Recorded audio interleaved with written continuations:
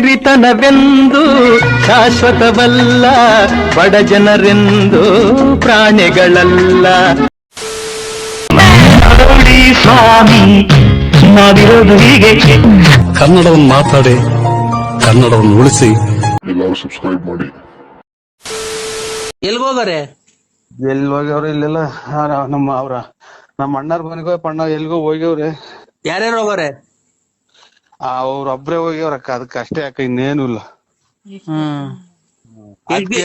ಎಷ್ಟ್ ಗೆತ್ಕೊಂಬಂದ? ತೋರ್ಡ್ ಗೆತ್ಕೊಂಬಂದ, ತೋರ್ಡ ತೋರ್ಡ್